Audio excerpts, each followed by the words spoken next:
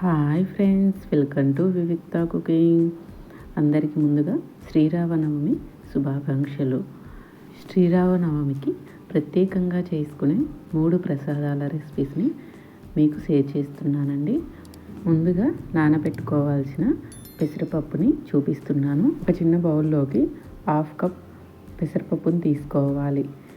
పెసరపప్పు మునిగేంత వరకు వాటర్ని యాడ్ చేసుకొని 2 టైమ్స్ పెసరపప్పుని శుభ్రంగా కడుక్కొని పెసరపప్పు మునిగేంత వరకు వాటర్ని యాడ్ చేసుకొని 1 గంట పాటు పెసరపప్పుని నానబెట్టుకోవాలి. ఈలోపు మిగతా 2 ప్రసాదాలను ప్రిపేర్ చేసుకోవచ్చు. ఇప్పుడు పచ్చి చలివిడిని ఎలా ప్రిపేర్ చేసుకోవాలో చూపిస్తాను.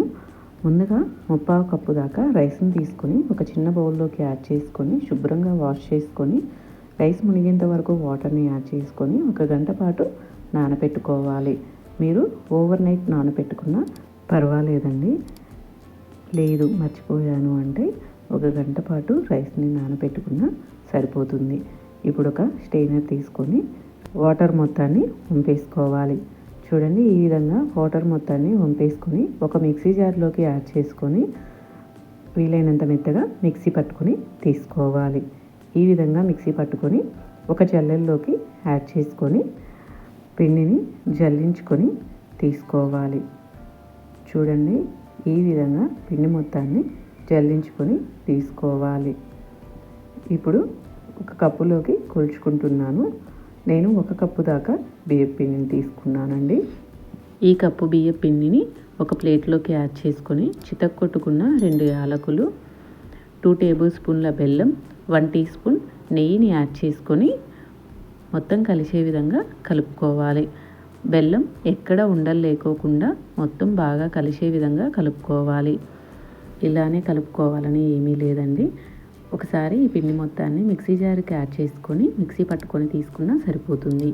చూడండి, ఈ విధంగా పచ్చి చలివిడిని ప్రిపేర్ చేసుకొని ఆ శ్రీరాముడికి 2వ నైవేద్యంగా మనం సమర్పించుకోవచ్చు.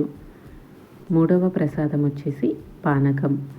ముందుగా ఒక బౌల్ తీసుకొని 2 కప్పుల వాటర్ని యాడ్ చేసుకొని 1/2 కప్ బెల్లాన్ని యాడ్ చేసుకోవాలి. మీకు స్వీట్నెస్ కాస్త ఎక్కువగా కావాలి అంటే మరొక 2 టేబుల్ స్పూన్ల బెల్లాన్ని యాడ్ చేసుకుంటే సరిపోతుంది. ఇప్పుడు మొత్తం కలిసే విధంగా కలుపుకొని బెల్లాన్ని కరిగించుకోవాలి. ఈలోపు పానకంలోకి 3 యాలకులు, 5 నుంచి 6 మిరియాలు, మీ దగ్గర శొంఠి ఉంటే శొంఠిని కూడా యాడ్ చేసుకొని మెత్తగా పొడి చేసుకొని తీసుకోవాలి. నా దగ్గర శొంఠి పొడి ఉందండి, పొడిని యాడ్ చేస్తున్నాను. చూడండి, ఈ విధంగా మెత్తగా పొడి చేసుకుని పక్కన ఉంచుకోవాలి. ఈలోపు బెల్లం కూడా కరిగిపోయి ఉంది కదండి. ఇప్పుడు ముందుగా దంచిపెట్టుకున్న మిరియాల పొడిని యాడ్ చేసుకొని చిటికెడు కంటే తక్కువ పచ్చకర్పూరాన్ని తీసుకొని పొడి చేసుకొని యాడ్ చేసుకొని కాస్త తులసాకులను కూడా యాడ్ చేసుకొని మొత్తం కలిసే విధంగా కలుపుకొని ఒక గ్లాసులోకి తీసుకొని 2వ నైవేద్యంగా ఆ శ్రీరాముల వారికి మనం సమర్పించుకోవచ్చు. ఇప్పుడు 3వ నైవేద్యం వచ్చేసి ముందుగా నానబెట్టుకున్నాం కదండి పెసరపప్పుని శుభ్రంగా వాష్ చేసుకొని వాటర్ మొత్తాన్ని వంపేసుకొని ఇలా పెసరపప్పు మొత్తాన్ని ఒక చిన్న బౌల్లోకి తీసుకొని ఒక చిన్న బెల్లం ముక్కను పెట్టుకొని ఆ శ్రీరాముల వారికి 3వ నైవేద్యంగా మనం సమర్పించుకోవచ్చు.